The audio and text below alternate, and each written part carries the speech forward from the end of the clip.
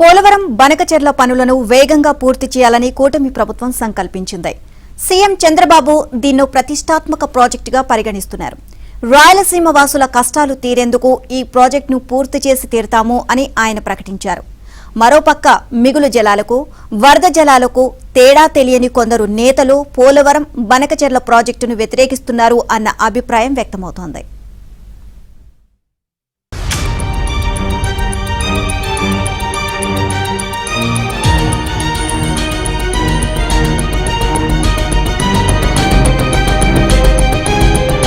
రాయలసీమకు సాగునీరు, తాగునీరు అందించే లక్ష్యంతో 2016లోనే అప్పటి ఏపీ సీఎం చంద్రబాబు బనకచెర్ల ప్రాజెక్టుకు రూపకల్పన చేశారు.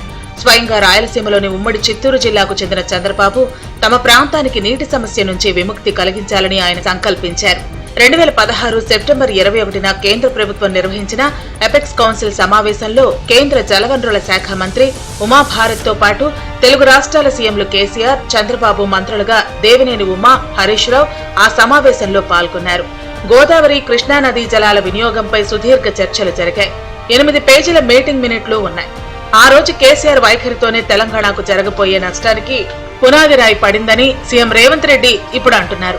గోదావరి నుంచి రాయలసీమకు నీళ్లు ఇవ్వచ్చని కేసీఆర్ స్వయంగా చెప్పారని, పైగా బేసిన్లు లేవు, భేషజాలు లేవని కేసీఆర్ ప్రకటించారని రేవంత్ గుర్తు చేస్తున్నారు.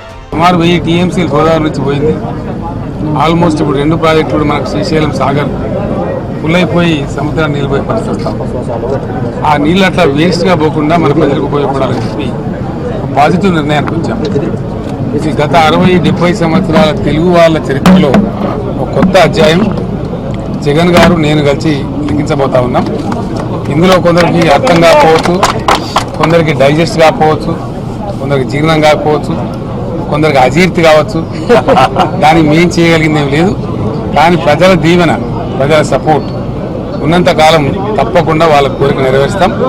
రాయలసీమను రతనాల సీమగా మార్చడానికి దేవుడిచ్చిన సర్వశక్తి కొడతామని చెప్పి మనవి చేస్తాం. ప్రభుత్వం మారిన తర్వాత జగన్ రెడ్డి చాలా కాలం షో చేశారు. కేసీఆర్ తో మాట్లాడి గోదావరి మిగులు, వరద జలాలను కృష్ణా ప్రాజెక్టులకు తరలించి రాయలసీమను రతనాల సీమ చేస్తామని ఆ ఇద్దరు నేతలు ప్రకటించారు. 2019 ద్వితీయార్థంలో ఇద్దరు నేతలు 4 సార్లు సమావేశమై ప్రాజెక్టును ముందుకు తీసుకెళ్లే ప్రతిపాదనకు ఓకే చేశారు. వరద జలాల్లో ఎంత కావాలంటే అంతగా ఏపీ వాడుకోవచ్చని కేసీఆర్ ప్రకటించేశారు. ఏపీ అసెంబ్లీ సాక్షిగా కేసీఆర్ కు జగన్ రెడ్డి కృతజ్ఞతలు తెలియజేశారు. రాష్ట్ర ముఖ్యమంత్రులు కలిసి పనిచేసే గుణం ఉంటే అప్పుడు ఏదైనా డెవలప్మెంట్ అనేది జరుగుతుంది. ఆ పరిస్థితి ఈ రోజు ఉంది కాబట్టే కేసీఆర్ గారు ఒక అడుగు ముందుకు వేసి మెగ్నానిమిటీ చూపించాడు. వాళ్ళ రాష్ట్రం నుంచి అంటే వాళ్ళ బౌండరీస్ నుంచి, మన బౌండరీస్ నుంచి కాదు, వాళ్ళ బౌండరీస్ నుంచి పాపం ఆయన ముందుకొచ్చి కృష్ణా ఆయకట్ స్టెబిలైజేషన్ కోసం అని చెప్పి శ్రీశైలంలోకి తీసుకొని పోగలిగితే, గోదావరి నీళ్లను మనం నాగార్జున సాగర్కి తీసుకొని పోగలిగితే కృష్ణా ఆయకట్ మొత్తం స్టెబిలైజేషన్ జరుగుతుంది, స్థిరీకరణ జరుగుతుంది అని చెప్పి దీనికి సంతోషించాల్సింది పోయి చివరికి దాంట్లో కూడా రాజకీయాలు వెతుకుతా ఉన్నారని అంటే ఇంతకన్నా దిక్కుమాలిన ప్రతిపక్షం బహుశా ప్రపంచ చరిత్రలో ఏది ఉండదని చెప్పి నేను నిస్సంకోచంగా కూడా చెప్తా ఉన్నాను. జగన్ హడావిడి చేసినంతగా గ్రౌండ్ రియాలిటీ లేదు. సీఎం అయిన కొత్తల్లో హడావిడి చేసిన జగన్ రెడ్డి తర్వాత ఏమీ ఎరగనట్లు ఉండిపోయారు. ఏం జరిగిందో ఏమో బనకచెర్ల ప్రాజెక్టుపై ఆయన ఎలాంటి ముందడుగు వేసేందుకు ఇష్టపడలేదు. కాలచక్రంలో 5 ఏళ్లు తిరిగిపోయిన తర్వాత 2024లో చంద్రబాబు అధికారానికి వచ్చిందే తడవుగా మళ్లీ బనకచెర్ల ఫైలు దుమ్ము దులిపారు. తన మానసపుత్రిక అయిన ఆ ప్రాజెక్టును వేగంగా పూర్తి చేస్తామని హామీ ఇచ్చారు. ప్రతి ఎకరాకు నీళ్లు ఇచ్చే అవకాశం వస్తుంది. ప్రతి ఎకరాకు నీళ్లు ఇస్తే రైతులు బంగారు పండిస్తారు. బంగారు పండించడమే కాదు, దీనివల్ల రాష్ట్ర ముఖ చిత్రమే మారిపోతుంది. అలాంటి కార్యక్రమానికి శ్రీకారం చుడుతున్నాం. ఇది 398 కిలోమీటర్లు. ఇప్పుడే ప్రాథమిక అంచనాలు 81,000 కోట్లు కావాలి. కానీ కొంతమంది అయితే ఇది సాధ్యమా అనుకుంటున్నారు. నేను కూడా అసాధ్యం అనుకుంటే చేసేవాడిని కాదు. కానీ ఏదైనా సరే ఒక సంకల్పం ఉంటే అది దారి చూపిస్తుంది. ఆ సంకల్పంతో ముందుకు పోతున్నా. నేను కానీ పోలవరం నుంచి బనకచెర్ల వరకు నీళ్లు తేగలిగితే నా జీవితం సార్థకత అవుతుందని చెప్పి నేను మీకు తెలియజేస్తున్నా. సుదీర్ఘ చర్చలు ఆలోచన తర్వాతే పోలవరం బనకచర్ల ప్రాజెక్టుకు రూపకల్పన చేశారు. 50 సంవత్సరాలుగా గోదావరి నుంచి సరాసరి 3000 టీఎంసీల నీరు సముద్రంలో కలిసి వృధా అవుతుందని, ఆ నీటిని కొంతైనా సద్వినియోగం చేసుకునేందుకు ఈ ప్రాజెక్టు చేపట్టినట్లు అధికార వర్గాలు తరచూ చెబుతూ వచ్చాయి. మొత్తం 3000 టీఎంసీల్లో కేవలం 200 టీఎంసీలు అంటే రోజుకి 2 టీఎంసీలు మాత్రమే బనకచర్లకు తరలించి రాయలసీమకు వినియోగిస్తామని సీఎం చంద్రబాబు చెప్పారు. ఈ ప్రాజెక్టును 3 సెగ్మెంట్లుగా విభజిస్తున్నామన్న ఆయన పోలవరం నుంచి ప్రకాశం బ్యారేజీకి మొదటి సెగ్మెంట్ ప్రకాశం బ్యారేజీ నుండి 173 టీఎంసీల సామర్థ్యం ఉన్న బొల్లాపల్లి రిజర్వాయర్ ను 6 లిఫ్ట్ల ద్వారా నింపటం రెండో సెగ్మెంట్ గా వివరించారు. మూడవ సెగ్మెంట్ గా బొల్లాపల్లి రిజర్వాయర్ నుంచి 3 లిఫ్ట్లు 2 టన్నల్స్ ద్వారా బనకచర్లకు తరలిస్తామని అన్నారు. దీనిలో బొల్లాపల్లి కృత్రిమ జలాశయం కాదని, కొండల మధ్య సహజసిద్ధంగా ఉన్న అమెరికా అని, రిజర్వాయర్ నిర్మాణానికి అనువైన ప్రాంతమని వెల్లడించారు.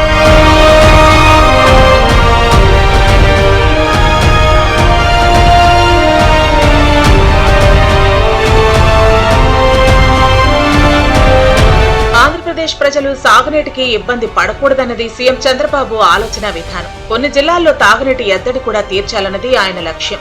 పోలవరం బనకచర్ల ప్రాజెక్టుకు కేంద్ర జలవనరుల శాఖతో చర్చలు జరుగుతున్న నేపథ్యంలో డీటెయిల్డ్ ప్రాజెక్టు రిపోర్టు కూడా సిద్ధమవుతోంది. ఈ డీపీఆర్ ను Krishna river management board, Godavari river management board పరిధిలో ఉన్న రాష్ట్రాలకు జూలై 10వ తేదీలోపు పంపాలని నిర్ణయించారు. డిసెంబర్ 31 నాటికి టెక్నికల్ అడ్వైజరీ కమిటీ రిపోర్టు సమర్పిస్తారు. డీటెయిల్డ్ ప్రాజెక్టు రిపోర్టును ఎపెక్స్ కౌన్సిల్ కు సమర్పించిన తర్వాత 2026 జనవరి 10వ తేదీ నాటికి అనుమతులు తీసుకోవాలని భావిస్తున్నారు. జలవనరుల శాఖ నిబంధనలకు లోబడి వచ్చే ఏడాది ఫిబ్రవరి 28 నాటికి పెట్టుబడులు తీసుకురావాలని డెడ్ లైన్ పెట్టుకున్నారు. ఇవి కాకుండా కేంద్ర అటవీ, పర్యావరణ, ఇతర అనుమతులను కూడా ఎప్పుడు తీసుకోవాలని అనే అంశంపై ఒక ప్రణాళికను రూపొందించారు.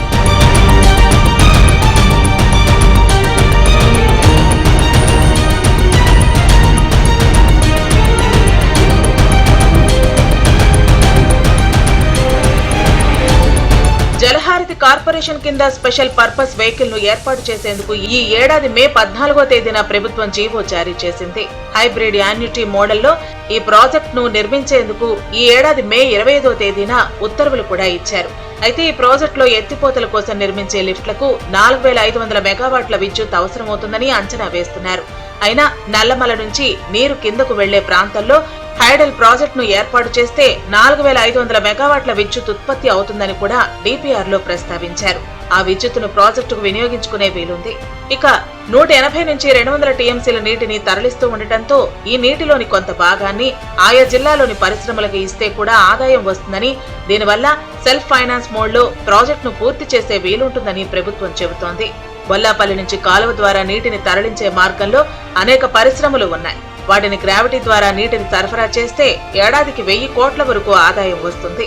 మరో 500 కోట్ల ఆదాయానికి కూడా అవకాశం ఉన్న నేపథ్యంలో ఆ 1500 కోట్లతో ప్రాజెక్టు నిర్వహణ సాధ్యమవుతుంది.